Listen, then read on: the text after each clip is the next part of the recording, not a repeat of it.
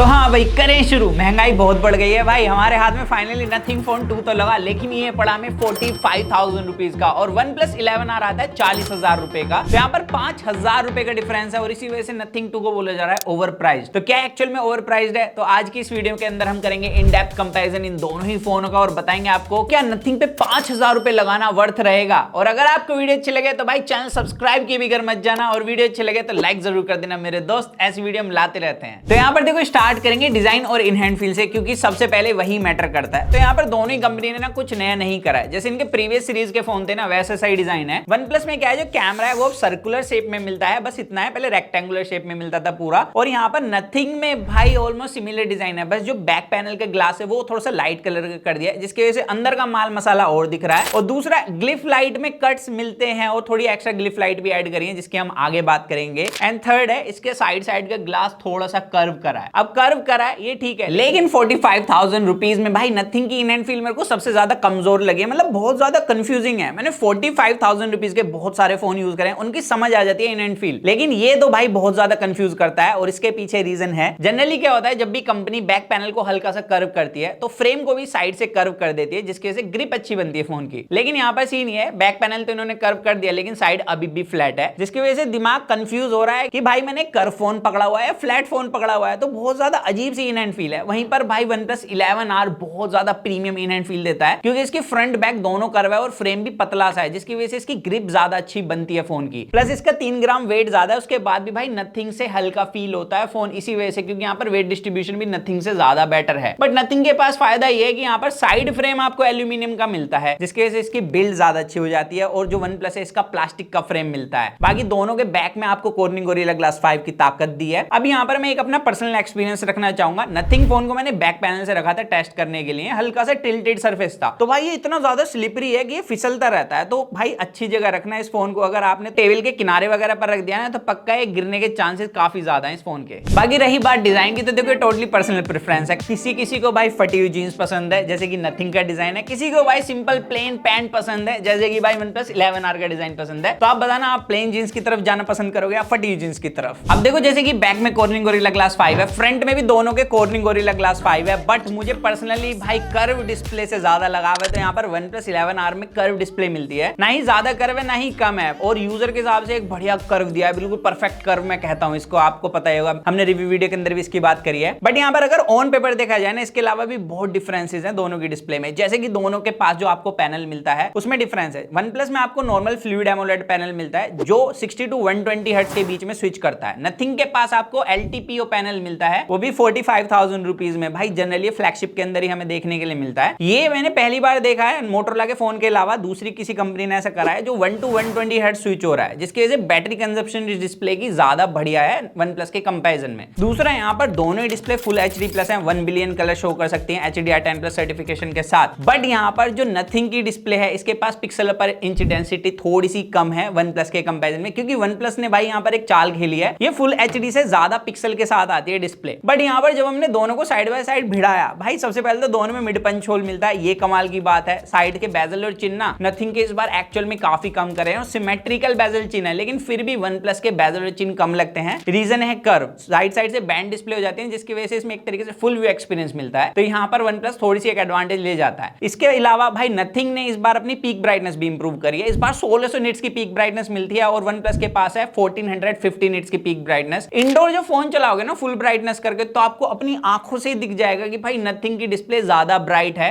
इसके अलावा दोनों की डिस्प्ले में जो एक डिफरेंस मैंने नोट करा है वो यही है कि OnePlus में आपको एक कूल टोन मिलता है डिस्प्ले में और नथिंग में वार्म टोन है, जिसकी वजह से क्या होता है जब आप आउटडोर ले जाओगे दोनों फोनों को, तो भाई OnePlus की डिस्प्ले थोड़ी सी ज्यादा ब्राइट फील होती है कूल टोन होने की वजह से। इसके अलावा भाई आउटर विजिबिलिटी में ज्यादा डिफरेंस मेरे को नहीं नोट हुआ है। बस ये था कि जब मैं दोनों को ले गया था बाहर में, तो नथिंग ने अचानक से ब्राइटनेस बूस्ट करी थी, जो कि सॉफ्टवेयर में मेरे को एक तरीके से चीप सा फील हुआ, क्योंकि वहीं पर जो सैमसंग एप्पल जैसी कंपनियां ग्रेजुअली इंक्रीज करती हैं ब्राइटनेस, और OnePlus ने भी यही करा था। तो यही एक दिक्कत नोट करिए। अदरवाइज भाई पीक ब्राइटनेस के मामले में दोनों ही हेड टू हेड कंपटीशन करते हैं। इसके अलावा HDR कंटेंट में नथिंग ज्यादा ब्राइट है। यहां तक कि अगर आप नॉर्मल कंटेंट भी देखोगे तो नथिंग की डिस्प्ले ज्यादा ब्राइट लगती है। एंड यहाँ पर पिक्सल पर इंच डेंसिटी भले ही OnePlus की डिस्प्ले के पास ज्यादा अच्छी है, लेकिन जब आप दोनों को देखोगे तो यहाँ पर नथिंग की डिस्प्ले ज्यादा शार्प दिखती है। अब हो सकता है ब्राइटनेस की वजह से, बट मेरे को जितना लगा मैंने आपके सामने बता दिया। और ऑल ओवर डिस्प्ले के मामले में मेरे को नथिंग ज्यादा बेटर लगा है। लेकिन वन प्लस के पास एक एडवांटेज है, ओटीटी प्लेटफॉर्म पर आप एचडीआर में कंटेंट स्ट्रीम कर सकते हो। नथिंग में अभी ये चीज नहीं आई है, मे बी अपडेट के बाद आ जाए। इसके अलावा दोनों में इन डिस्प्ले फिंगरप्रिंट सेंसर मिलता है। भाई दोनों की जो पोजीशन है वो नीचे की तरफ है, थोड़ी ऊपर होती तो मजा आ जाता। बाकी यहाँ पर जो स्पीड है तो दोनों की ठीक, लेकिन नथिंग के अंदर जैसे नथिंग फोन 1 में स्टार्टिंग में मिला था वो रिकॉग्नाइज नहीं करता था कभी कभी, सेम यहाँ पर भी इशू है। तो अपडेट से इसको भी फिक्स करने की जरूरत है, बट स्पीड वाइज दोनों ऑलमोस्ट सिमिलरली परफॉर्म करते हैं। बाकी भाई स्पीकर्स पे चलूं तो दोनों के पास स्टीरियो स्पीकर्स मिलते हैं, लेकिन दुख दर्द पीड़ा वाली बात यह है, नथिंग आई थिंक 45,000 रुपीज में इकलौता फोन है जिसके स्पीकर्स मेरे को इतने वीक लगे हैं। यहाँ पर आप साउंड सुनिए,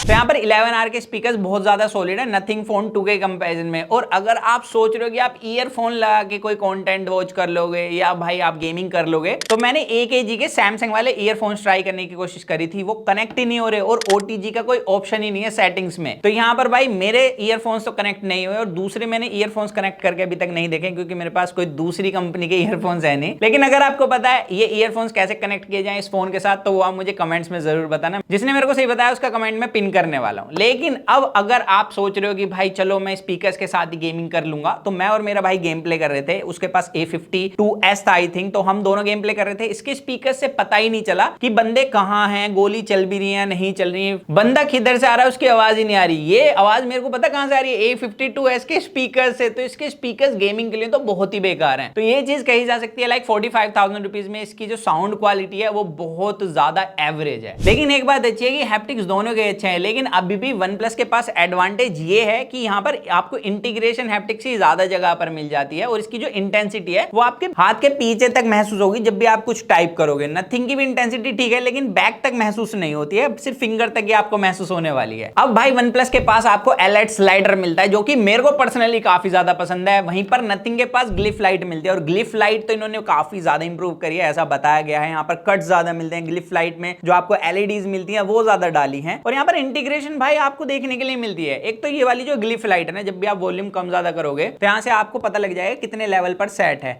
यहाँ पर आप देखिए अभी मैंने फुल कर दिया और यहाँ पर मैं अभी मिड पे ले जाता हूँ, देखिए, तो इससे आपको पता लग जाएगा। लेकिन ये वाली चीज मेरे को थोड़ी कम प्रैक्टिकल लगी है, क्योंकि मैं बैक से भी देखूंगा, मैं आगे से देख लूंगा कितनी वॉल्यूम कम ज्यादा हो रही है। बट हाँ, ऊबर ये जोमेटो के स्टेटस जानने के लिए ये बेस्ट है। मानो मैंने फोन ऐसे रखा हुआ है कुछ चीज ऑर्डर करके जोमेटो से, तो मैं इस बार से देख सकता हूँ वो कितना कंप्लीट ऑर्डर कितनी देर में मेरे पास आने वाला है। हालांकि जोमेटो को भी सपोर्ट नहीं करता, बट इन फ्यूचर ये थर्ड पार्टी एप्लीकेशन को भाई मैक्सिमम एप्लीकेशन को सपोर्ट करने स्टार्ट कर देगा। अभी सिर्फ इंडिया में ये ऊबर को ही सपोर्ट करता है। बाकी ये ऊपर वाली जो ग्लिफ लाइट है ना, इसका मेरे को यूज केस बहुत सही लगा है। मतलब मैं किसी पर्टिकुलर ऐप की नोटिफिकेशन के लिए से कस्टमाइज कर सकता हूं, ताकि वो नोटिफिकेशन मेरे से मिस ना हो। और छोटे छोटे टच और बताता हूं, पहले क्या था, जब भी हम फोन को बैक से रखते थे, फोन यूज करा बैक से रखा, तो सारी LEDs एक साथ ब्लिंक करती थी। लेकिन अभी जैसे मैं बैक से रखूंगा इसे ऑफ करके, तो नीचे से बॉटम से लेके टॉप तक ये स्वाइप अप करते हुए जाएगी। ये छोटे छोटे टच ना भाई बहुत ज्यादा सही लग रहे हैं मेरे को अभी तक। तो अब ऐसा हो सकता है बच्चे के हाथ में नया खिलौना लगता है तो वो खुश हो जाता है, इस वजह से भी। बाकी इसकी बात हम और अच्छे से रिव्यू के अंदर करेंगे। इसके अलावा दोनों का जो सॉफ्टवेयर एक्सपीरियंस है वो बिल्कुल क्लीन है। यहाँ पर भाई नथिंग ने इस बार नथिंग OS 2 डाल के दिया है, और पहली बार लग रहा है कि नथिंग के फोन के अंदर मैं एक्चुअल में नथिंग का OS यूज कर रहा हूँ। पहले तो ऐसा लग रहा था नथिंग फोन 1 के अंदर जैसे कि मैं स्टॉक एंड्रॉइड यूज कर रहा हूँ। तो यहाँ पर भाई क्लीन एक्सपीरियंस है, बट कस्टमाइजेशन पर चलें तो नथिंग OS 2 में आप मोनोक्रोम थीम यूज कर सकते हो, मतलब ब्लैक एंड व्हाइट आइकन्स कर सकते हो। वो हालांकि मेरे को पर्सनली पसंद नहीं है। मेरे को जो चीजें अच्छी लगी वो मैं आपको बताऊं तो सबसे बढ़िया बात यह है कि मैं किसी पर्टिकुलर ऐप के साइज को कम या ज्यादा कर सकता हूं, जो मेरे को काफी ज्यादा यूजफुल लगा है। और सबसे ज्यादा यूजफुल चीज है, मानो मैं किसी सेटिंग को बार बार यूज कर रहा हूं, जैसे कि हम वाईफाई को बार बार ऑन ऑफ करते हैं, तो मेरे को बार बार ऊपर जाने की जरूरत नहीं है, मतलब कंट्रोल सेंटर में जाने की जरूरत नहीं है। मैं क्या करूंगा, उसका एक विजिट बना लूंगा जिससे मुझे बाहर से ही एक्सेस कर सकता हूं। और कमाल की बात तो ये, आप इसे लॉक स्क्रीन पर भी डाल के यूज कर सकते हो। देखो अभी लॉक स्क्रीन पर है और यहां से भी मैं इसे ऑन ऑफ कर सकता हूं। एंड इससे भी खतरनाक बात बताऊं, आप इसे AOD में भी यूज कर सकते हो। भाई AOD तक में दिखता है। तो नथिंग ने यहाँ पर कस्टमाइजेशन के इतने ज्यादा फीचर डाले हैं, जिसकी वजह से आप अपने पूरे फोन को अपने हिसाब से कस्टमाइज करके यूज कर सकते हो। और यहीं पर मेरे को लगता है काल हमसे 5,000 रुपए ज्यादा एक्स्ट्रा ले रहा है। और यहाँ पर जो दोनों का UI चलाने का मजा है ना भाई, वो भी नथिंग के अंदर मेरे को ज्यादा अच्छा लगा। ऐप ओपनिंग क्लोजिंग ज्यादा स्मूथ है। दोनों के UI को जब चलाओगे आपको अलग ही स्मूथनेस का डिफरेंस मिल जाएगा कि नथिंग OS भाई ज्यादा स्मूथ फील करा रहा है। हालांकि दोनों के अंदर जो हार्डवेयर मिलता है वो सेम है। DDR5X रैम है, स्नैपड्रैगन 8+ Gen 1 की ताकत है। और यहाँ पर हमने Antutu भी रन कराया भाई, ऑन स्क्रीन रन कराया था आप लोगों को ताकि हम अच्छे से बता सकें। यहाँ पर एक तो भाई जो OnePlus है ना, इसकी जो प्रोसेसिंग थी वो थोड़ी सी डिले थी नथिंग के कंपैरिजन में। नथिंग में स्कोर भी ज्यादा है और थोड़ा पहले आया था OnePlus से। हालांकि अच्छी बात यह कि दोनों में ही जो टेम्परेचर था वो ज्यादा नहीं बढ़ा, तो हीटिंग इश्यूज दोनों के अंदर ही नहीं है, दोनों हल्के फुल्के वार्म होते हैं हैवी टास्क में। बट हाँ, सीपीयू थ्रोटलिंग में ये चीज देखने के लिए मिली है कि जो नथिंग है इसके अंदर थ्रोटलिंग शो होती है और वहीं पर OnePlus में शो नहीं होती है। बट जो पीक परफॉर्मेंस है नथिंग की वो स्टिल ज्यादा बेहतर देखने के लिए मिली है जिप्स में। लेकिन इसके अलावा अगर हम प्रैक्टिकली बात करें तो देखो गेम सेटिंग्स दोनों के अंदर बिल्कुल फ्लैगशिप लेवल की मिलती है, तो आज भाई चिकन डिनर दोनों के अंदर हो जाएगा। बट जैसे मैंने 11R के रिव्यू के अंदर ही बताया था, अगर आप गेमिंग के लिए फोन ढूंढ रहे हो तो 11R तो डेफिनेटली नहीं है, इसमें बहुत ज्यादा जिटरिंग मिलती है। और अभी इसके अंदर 2 GB की अपडेट आई थी, उसके बाद भी इसमें अभी तक जिटरिंग मिल रही है। नथिंग में वहीं पर भाई मेरे को किसी तरीके की पावर की कमी फील ही नहीं हुई है, बिल्कुल भाई फ्लैगशिप लेवल वाली गेमिंग दे रहा है। फ्रेम स्टेबिलिटी एक नंबर है, यहां तक कि टच रेस्पॉन्स भी ज्यादा बढ़िया है। हालांकि अगर ऑन पेपर देखो तो नथिंग में 240 हर्ट्ज का टच सैंपलिंग रेट मिलता है और OnePlus में 360 हर्ट्ज का। उसके बाद भी नथिंग में जब आप स्कोपिंग करोगे ना इंटेंस सिचुएशन में तो नथिंग जल्दी ओपन कर देता है, तो यहां पर भाई नथिंग एडवांटेज ले जाता है। तो normal task to heavy task मैं नथिंग को पिक करना पसंद करूंगा परफॉर्मेंस के लिए। अब एक ऐसी चीज जहां पर नथिंग का हाथ गड़बड़ाया हुआ था वो थे कैमरास। तो भाई नथिंग में 32 मेगापिक्सल का सोनी का कैमरा सेंसर यूज करा गया है और OnePlus के अंदर है सैमसंग का फ्रंट कैमरा सेंसर 16 मेगापिक्सल का। तो यहाँ पर आप वीडियोस देखिए और ये है दोनों के फ्रंट कैमरे की वीडियो क्वालिटी। अब यहाँ पर दोनों 1080p में ही वीडियो रिकॉर्ड कर सकते हैं आप। बट भाई नथिंग के पास एडवांटेज ये 1080p 60 FPS तक वीडियो रिकॉर्ड कर सकता है और यहाँ पे स्टेबिलाईजेशन भी ज्यादा अच्छी है। बाकी आप बताना आपको वीडियो और ऑडियो क्वालिटी किसकी ज्यादा बेहतर लग रही है। अभी बारिश हो गई है, बाहर निकलता हूँ यहाँ से। तो वीडियो तो आप बताना कमेंट्स में कि आपको किसकी अच्छी लगी। बट यहाँ पर फोटो का मैं क्लियरली बताऊं तो नथिंग के अंदर सीन क्या है ना, जैसा आपका स्किन टोन है आपको वैसा ही मिलेगा। OnePlus में जैसे मैंने आपको पहले बताया थोड़ा सा फिल्टर लगा देता है, थोड़ा नहीं, यहाँ पर तो बहुत ही ज्यादा दिख रहा है दोनों को अगर कंपेयर करें।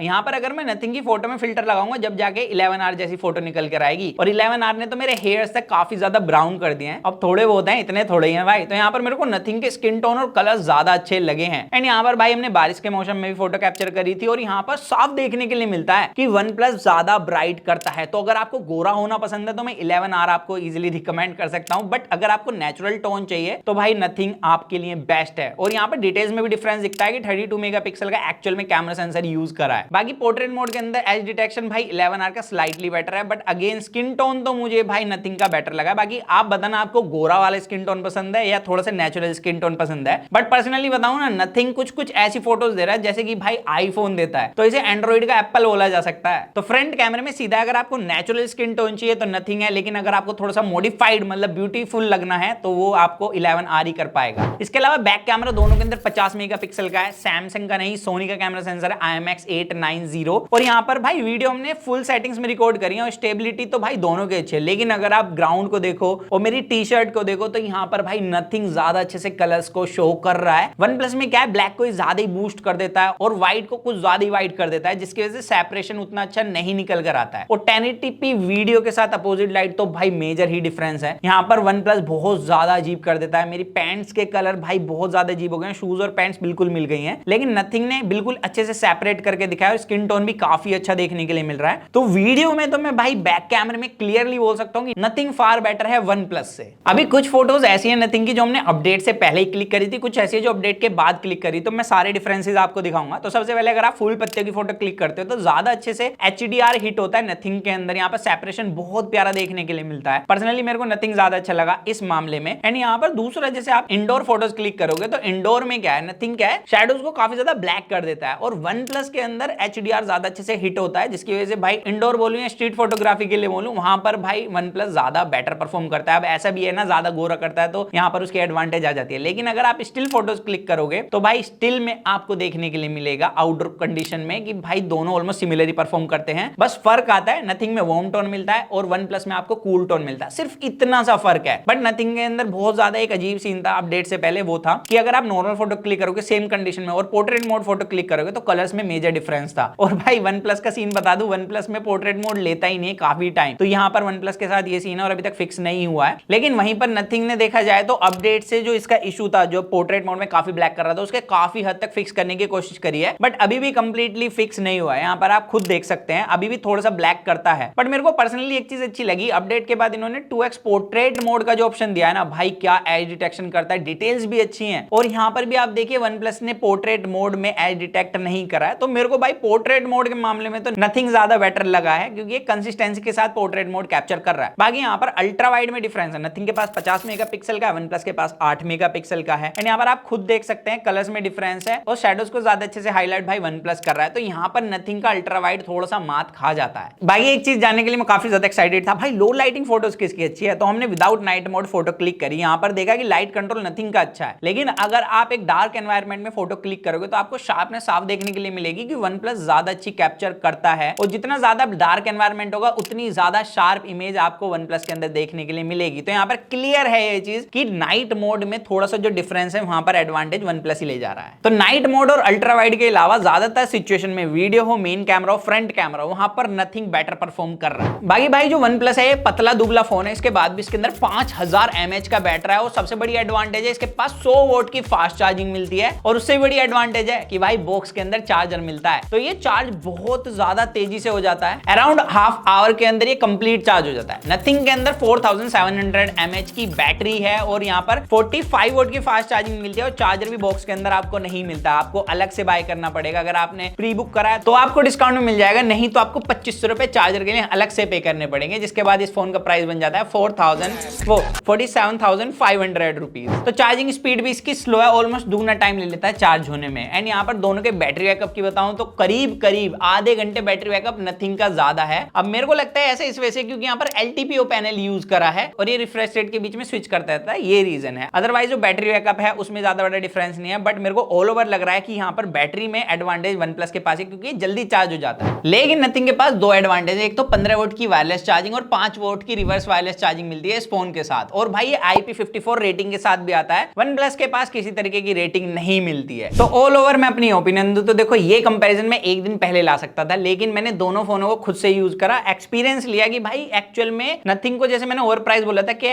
ओवर प्राइस है, तो देखो जब तक मैंने कंपेयर नहीं करा था मुझे ओवर प्राइस लगा था, लेकिन अभी कंपेयर करने के बाद मैंने जितना देखा कि भाई डिस्प्ले अच्छी है, इसकी सॉफ्टवेयर एक्सपीरियंस बेटर है, परफॉर्मेंस ज्यादा अच्छी है, यहां तक कि जो कैमरास है वो भी भाई नथिंग के कहीं ना कहीं बेटर निकल कर आ रहे हैं। सिर्फ 3 चीज में नथिंग थोड़ा सा पीछे है, जैसे कि स्पीकर हो गए, इन एंड फील हो गई, और एक चार्जिंग स्पीड। इन चीजों को साइड करूं तो भाई देखा जाए तो OnePlus 11R से बेटर फोन है ये। तो यहाँ पर 5000 रुपए कहीं ना कहीं अगर आप एक्स्ट्रा पे कर सकते हो तो वो वर्थ लग रहे हैं मेरे को अभी के टाइम पे। बाकी ऑफर्स के बाद क्या पता 1-2 हजार का डिफरेंस हो, फिर उसके बाद तो नथिंग फोन 2 बिल्कुल जस्टिफाई होगा OnePlus 11R के कंपैरिजन में। बाकी आप बताना आपको कौन सा फोन ज्यादा अच्छा लगा। और ये था आज की इस वीडियो के अंदर। अगर आपको टू द पॉइंट वीडियोस देखना पसंद है तो चैनल को सब्सक्राइब किए बिगर मत जाना। सो दैट्स इट गाइस, आज की वीडियो के अंदर सिर्फ इतना ही था। तो मिलते हैं जल्दी कूल और एक्साइटिंग वीडियो में। तो जब तक के लिए जो मन में आएगा इसको करें, to watch your heart feels, stay tuned with that chuck we unbox guys.